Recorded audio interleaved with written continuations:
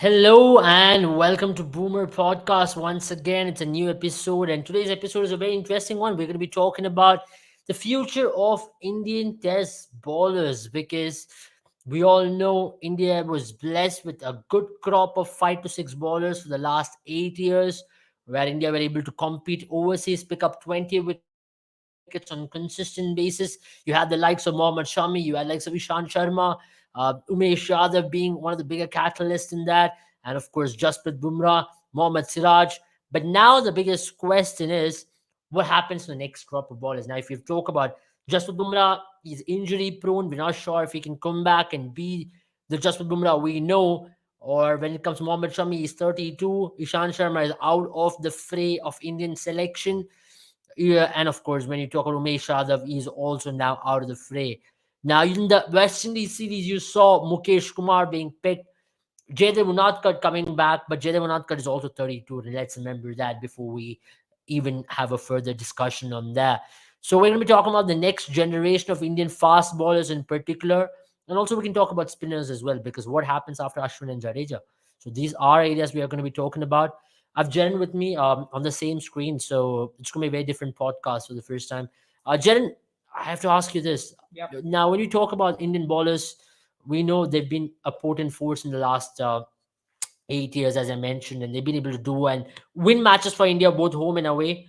But now, if you look at domestic setup as well, we're not able to see that quality of bowlers coming in like what we had in the 8 years. And we all thought India are going to be blessed with so many of them because we see so many of them in IPL, but not the test level bowlers. Maybe good limited overs bowlers, but not the test level bowlers, isn't it?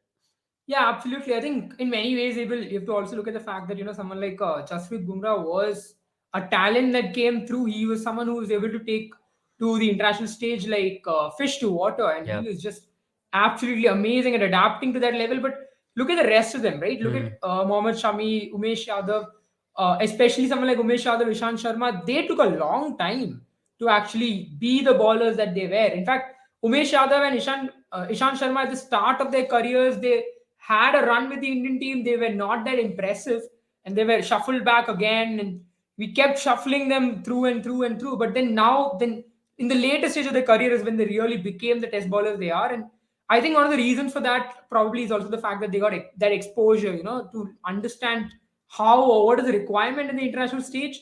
That took some time for them. What we need probably is at this point in time is we've got ballers. I genuinely Mm. believe we've got ballers with raw talent.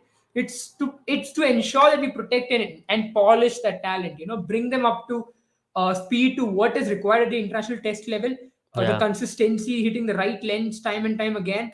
That is something that's going to take time, and I really hope that the selectors, luckily for us, we have got Ajit Agarkar amongst the selectors, the head of the Yeah. selectors. He would know a thing or two on what is required at the international level and what a fast bowler needs to go through to bring himself to that stage.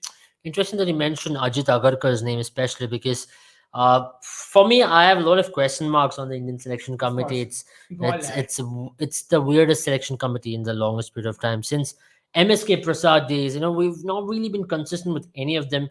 And I don't see any roadmap. I mean, do you see any roadmap for what they? I know Jay Shah has No. announced that he's going to come to streets and pick ballers, but do you think that's even a viable option? How is he going to come to streets? Now, to acha khelte, aja mera team mein. Second. Yeah, I think that's a bit of an odd proposition, I would say. Yeah, I can understand. I mean, you find raw talent on the streets, but Jay Shah is no scout, and Yeah, he's going to appoint I someone. really hope he appoints someone. I mean, you never know with the current international setup how things are going on. One thing I'll tell you though, Abel, is that you're right. There isn't a roadmap, and that's something that the Indian selectors have been guilty of, isn't it? They've been picking up players on the basis of. I mean, I think what they feel is right, or on guts rather than maybe really getting into what the team needs, the kind of roles that they are going to play. Because fast bowling is much, much more than just going out there and bowling quick. There's a lot more. Lot more intricacies to it. That's something that the Indian selection team has completely missed out. If you look at some of the players that we've had in the circuit so far, we've not really pushed them at that level. We've not really put them on a path to Yeah. be where they have to be. In fact, look at Ishan Sharma, Umesh Yadav, all these players, right? While it's great that they made a comeback, they did well post making a comeback to the team. Unfortunately, they were also not given that kind of facilities or that kind of, they were not given those tools to really improve their bowling early on. Mhm. Ishan Sharma was a great talent right away, but I genuinely feel we wasted him a lot by over bowling him, by not looking after him, Hmm. and I genuinely hope that those kind of mistakes are not repeated again. One more, it's a very similar thing. I think in this case again, I genuinely felt that West Indies pitch, you would have probably liked to see someone like Mukesh Kumar come in and give it a try. But maybe to go with Shardul Thakur is not the right option for me again. You're pushing players like Mukesh Kumar is someone who's really good at bowling seam, who's able to create seam movements on dry wickets, on wickets which are not Yeah, responsive. yeah. And if there's some response on the wicket, he's someone who'll get it, who's someone who'll get that. Yeah, But I but genuinely feel for again, me, again, Mukesh Kumar is not your transitional plan. I know you're he isn't. rewarding Yeah, someone for good performance in domestic, but if he's 29, 30 now, Unatkar is 32, Shardul Thakur is 30, then your Mohammad Siraj who's doing good. He's your number one bowler in all three yeah. formats, and he's possibly one of some of the top five fast bowlers in the world at this point for genuine reasons. He's really deserved that rank for himself and for the team. But my biggest issue, and this is a question which I have as well, do you reckon after Shastri Kohli era, there's an absolute hole when it comes to no Yeah, blueprint at all? Because Shastri Kohli era, you saw a lot of things come out of it. You saw a blueprint, you saw fast ballers being generated, remodified. yeah, Because Shami and Umesh was all there prior to Shastri Kohli era, but they were different beasts. Let it correct. be Shami, Umesh, and Ishan, different beasts in Shastri Kohli era. Now that is the biggest miss for Team India. Because since then, no fitness, no fast balls, injuries are a lot more, and that's been Indian cricket's biggest issue at this point. Yeah, absolutely right. I think I'll take one more name there. I think it was Bharat Arun who really molded those fast bowlers into who they were, the beasts that they were, the aggressive bowling that we saw as well. All of that was had to be given to Bharat Arun because he's able to. I mean, that's his process, how it does. We really don't have an insider feed on that. But one thing's for sure, that coaching staff was able to find a way to play aggressive Test cricket. And let me add Unfortunately, Shankar Basu as well into yeah, that list. Shangabasu as well. Absolutely. Another very important name right there. Now, unfortunately for us, we haven't been able to get that magic back. And we don't know what's missing. I think, to be very frank to you, Abel, I think the aggression element is gone. Now, Indian Test cricket has gone back to the 2007, 2008, where if the pitches are in our favor, suddenly we become more confident. But the moment the conditions are alien to us, it's putting us a little bit more in the back foot. We're taking a lot more time to understand the pitch, and by the time that's happened, we're already giving away the advantage to the home team that's had the advantage to start with. But us being so careful and being so, I would say, us being so careful and being so worried of things going wrong, has really allowed the opposition team to settle down. Yeah. While we are taking much, much more time to really find anything out of those matches. I agree with you because these are elements which you talk about. But let's pick up names now who are Yeah, possible replacements for the current generation. For me, one name which is up there is Prasidh Krishna. absolutely. Looks like a very quality bowler, did well for Karnataka. There are a couple of names from Karnataka as well. Kaverappa bowled well in the Duleep Hmm. Trophy. Vaishak is there. Yeah. But for me, number one is Prasidh Krishna. Number two, Shivam Mavi. Looks like a Yes. bowler who can be really developed. Number three, I'll give Umran Malik that extra bit of chance because we've all Yeah. seen Umran Malik, the wide ball bowler. But for me, I feel Umran Malik can be a whole nother a better bowler if you give him the red ball and make him ball on those unresponsive pitches where his X factorness can come into play a lot more. Maybe to clean up the tail for that matter. Yeah. We don't look at that element a lot more. For example, Mitchell Stark for Australia has been so potent in doing that particular facet, which is to clean up a tail. I mean, I think for me, Umran Malik can be a bowler like what Mark Wood has been for Yeah. England. Like, I mean, Mark Wood took a little bit of time to get used to his pace, but England gave him those chances. And once he got those chances, now you look at Mark Wood, you see that polished bowler. He's someone who's able to uproot the stumps, scare the batter into, being on the back foot, staying on the back foot, and then suddenly that one ball that's right up there dislodges stumps. We saw what he did to Usman Khawaja's stumps. I think Umran Malik can be that bowler, but issue with Indian cricket at this point in time, I feel able is that they're too tentative. That was a word I was searching for earlier as well. They are looking for express results. I think it's time to understand that you're in transition phase. Give Umran Malik a few chances. He's still not. Yeah. He's still a raw commodity. But Yeah. if you feel he's raw and he's not ready for the test level yet, put him in the dressing room. Let him rub shoulders with the likes of Bumrah, who who's hopefully recovered. I think we saw Yeah, him yeah, balling in the nets as well. yeah, Mohammad Shami, Mohammad Siraj, these lads have done it. These yeah, lads have gone through the pressure, the iron forge to yeah, become good fast bowlers. And let Umran Malik be exposed to that right away. At least let him be a net bowler. If nothing, that allows our batters to be prepared for the fast bowlers when they face. yeah. Because I still believe Umran Malik is a bowler who's a confidence bowler. Someone Mhm, like Mohammad Siraj was early on. mhm. You give Mohammad Siraj the confidence. If he knows he has the captain's backing, he's a different bowler altogether. Yeah, he And is. I felt this time around the Sunrisers Hyderabad camp didn't give him that confidence, and that's the reason why you saw him go for runs. They bowled him in the wrong situations. But just switching back to Test cricket, I think that's where he'll be more comfortable. It's okay to go for a couple of Yeah, boundaries yeah. if you can get a wicket in the next over or so. Even for the matter, even I feel Arshdeep Singh for the matter can be used as a test ball. Absolutely, I yes. mean, he bowled well in county quite decently. I mean, Yes. on county pitches were really flat this summer, and it's been flat for the last couple of seasons. But for him to go out there and do that job consistently, now I know you've gone to Unadkat for a reason for what he's done for Saurashtra, but I don't see Unadkat being a future. Neither is Mukesh Yeah. Kumar or neither Shardul Thakur. Why can't India try out the next gen fast balls in this season? Because in the batting, we have slowly made that switch of bringing Yashasvi and Shubman in terms of doing that. So, and maybe you can say Ishan Kishan is a next gen player as well in terms of Hmm. looking at a keeping option. But why can't we do that in bowling? At least look at the future. Now, I know Ashwin and Jadeja is irreplaceable, at least for this season. Maybe next season you won't see Ashwin at least. But now, let's go to the spinning front, right? Now, as you mentioned, fast bowlers, yes. Who is after Ashwin and Jadeja? I think Akshar is probably the one who's going to enter in right away. He's up the pecking order. I think just every time either one of them Akshar gets and injured, Washington? Washington Sundar Abel, I'm a little bit still concerned because I think when it comes to test, he's not a bad bowler, but I haven't really seen him outside India. That's where the struggle will really begin, isn't it? Mm-hmm. Because outside India, the issue, the main weapon of a spinner, like what Ashwin struggled over the years outside India, was to be was to Why not Kuldeep Yadav then? Kuldeep Yadav, I would say, is a better option then. I'll tell you why. Because I was going to that point itself. Because Ashwin, when he felt the turn was taken away from him, Ashwin struggled. Hmm. But then that's when he started learning the skill of guile and turn and really giving the ball a rip. Yeah. The fact that he used to drift the ball into the left Mm-hmm. hander. The moment he started learning those skills and honing those skills by going to county, Mm-hmm. that's when you saw Ashwin become a better bowler in foreign Yeah. conditions. I think this second half, I think after the 31, 32, 33, when he was dropped from the white ball format, that and his stint in county, that really pushed him to be a better bowler in foreign conditions as well. We've seen him do well in Australia, in England, Mm-hmm. in New Zealand as well, is Mm-hmm. because of that county stint. And I think Kuldeep Yadav can do that already because he's got those skills with him He's already. picked up overseas He's fifer at a picked very up, young age. yes, exactly. And we saw him getting the drift and turn in England when he was bowling in Yeah. white ball. And if you can do that with the white ball, then oh boy, what can he do with the red ball? Is all I'm hoping to see. So Kuldeep Yadav again, and that's where I felt, at least let Kuldeep Yadav travel with the team.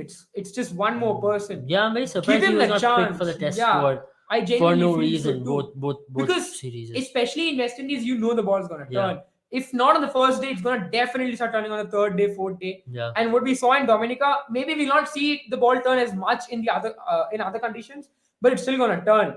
And I would have loved to see him play along with maybe Jadeja and Ashwin as a third spinning Yeah. option, especially on the Dominican pitch. Yeah.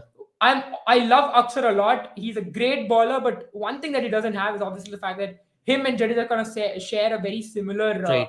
trait. They're made of the same mold. Yeah. And Kuldeep is someone who's very different. It's something you don't see anywhere in any test team at this point in time. A left-arm Chinaman, I a agree. left-arm leg spinner. I think the closest you have is Tabriz Shamsi, He doesn't but do he test doesn't cricket. do test cricket anymore. It was He's become a Sandakan wide from ball. Sri Yeah. Lanka who used And to do that. Sandakan was not really a skilled bowler. I think the Yeah. only reason why he made it into that Sri Lankan team was because he was a left-arm leg spinner.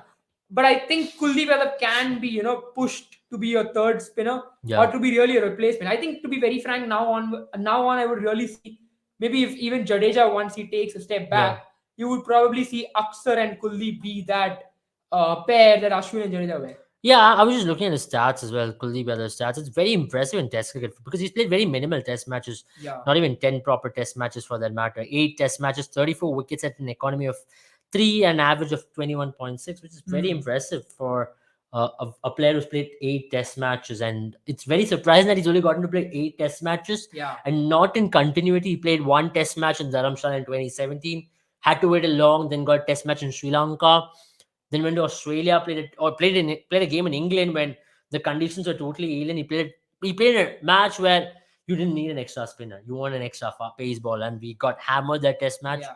Then we went to Australia, played a match in Sydney, picked up Pfeiffer there. And in India, he was always on one. Played a match in Bangladesh, was man of the match there. Got dropped the next test match for Yeah. Unatkar. So for me, he has been the most unluckiest test bowler for India in the last 5 years. He's only played six. He's Yeah. played 8 test matches for 6 years. That's very minimal Correct. for a bowler of his caliber. And picked up 34 wickets and 34 wickets in tough conditions there as well. So I think Kuldeep Yadav deserves a spot right after Ashwin and Jadeja. At least in this cycle, Yeah. he should be integrated at some point. Maybe in You Australia know, later I next think year. Australia and South Africa are the two venues I genuinely think Kuldeep Yadav could have that impact, because Australia obviously produces a lot of leg spinners for the but only reason that in Australia a spinner's best friend is the bounce, Yeah. not the turn. Yeah. And that's where you see a lot of leggies come up. You've got Adam Zampa, you've got I think there's one more. I can't suddenly remember his name. Mitchell Swepson, who's come up there. And there was another lad from the Under 19 World Cup. I forgot his name. I think it's Jason Sangha, if I'm not No. wrong. He had this Um, ginger hair guy. I'm not sure. what yeah, his I name can't was. remember him as well. But yeah, I mean, even Jason Lloyd Sangha is Pope? not a. Yes, Lloyd Pope. Yeah. Correct. So I think these are some of the bowlers that you see, and I think Kuldeep Yadav can have a very similar effect, because South Africa is at one place where both Ashwin and Jadeja have not really had a very good stats at least. Hmm. So I think not a bad idea to try someone like Kuldeep Yadav in that area, in that venue at least. Really interested to see how that goes on. But I would love to see him get a lot more chances. He deserves it. I'll tell you one really out of the box spinner that I would love to see at least one match just to see how it goes about it, because he's never tried Test cricket as much. But I genuinely think Yuzvendra Chahal Yeah. could be a very good someone right out of the blue, because Yeah. he is someone who's got extremely good accuracy when it comes to leg spinner. Yeah. Something I've not seen in the modern era in a long time. Like look at Rashid Khan, for instance, right? He struggled in Test cricket for that one particular reason, that he's not had an accuracy. He's had issues with accuracy when it comes to Test cricket bowling. If you look at someone like Imran Tahir as well, wasn't one of the best as well in red ball format. Yeah. But I think Yuzvendra Chahal could be a good bowler for India in Test cricket. Right. I know he's not someone who can bat. Yeah, but I that's was not an issue very at all. surprised that Kuldeep was not picked for the Duleep Trophy, because Yeah, I know Saurabh Kumar is next in pecking line for a lot of reasons as well. So he can bat a bit. he as can well. bat a bit as well, but I don't think batting should be the only reason why you pick a team, Absolutely. I at least in think Test format. it's also one thing that I've noticed that has become an issue with spinners over the past few years is if you can't bat as a spinner, it's not something that we require from fast bowlers at all. But as a spinner, sometimes you've seen that spinners who can bat a bit have been given a little bit more push, Yeah. even if they're not very good spinners, considering. And I think that's something that is a trend towards a dangerous end, because that might end up putting spinners obsolete. Yep. Because you need to be able to spin the ball to be a good spinner, and if you can bat, that should be a bonus and not a requirement. Now, I think, to be very frank, the reason for that is because someone like Rangana Herath or Ashwin, Jadeja, all these bowlers, right, all these like Daniel Vittori, they've ruined it for spinners all over the world, because these lads could bat. But you have to But also Kuldeep realize is no mug with the bat. Or he even isn't. Saurabh Kumar. He's actually worked Even on his Akshar batting. and Washington can also Yeah. bat. But I think if you look at these lads, right, all of these lads like Vittori, Ashwin, Jadeja, they've improved their batting over time. They were good spinners to start with. Then, of course, they've started to work on their batting with the nets. I think as the teams try to lengthen their tail. But they all got into the team because they were good spinners, not because they were good batters. So I think that's something that these teams should consider. And Akshar Patel is again one of them. He's improved his batting a lot, which is a good sign for India. So I think next cycle, I would still like to see Chahal maybe given one chance at least. Yeah. Throw him in the end, maybe against in an Ireland series or something. If Ireland ever comes to play Test, I think we can play him not in in this England Ireland. series. I mean, Ireland doesn't have a Test in India for a long time. But in case we get them visiting, why not give him a try, or at least give him a county stint? Go ask him. Let's see how you do in my red ball format. Yeah, that's why I think you need a blueprint, and that's one thing which we started off by talking. Indian team doesn't have a blueprint in terms of transition, and that's a scary thing to have at this point. Maybe a new management, a new coach, Reports suggest that's going to happen very soon. So that's about it from us in this podcast. So do not forget to check out our premium feature with Boomer 11 if you are new, and if you do love the podcast, do not forget to subscribe to the channel and also give a follow onto our Instagram page, and keep showing all the love by sharing this video with your friends and family, so we can keep bringing you some exciting content over the next few days and also the months as well, because World Cup around the corner, football season starting in few months time. So yeah, all these things are there, and also join us for our live streams if you want to ask and interact with us both on Instagram and on YouTube. Have a good time, all of you. See you all very soon. Thank you for joining Boomer Podcast once again.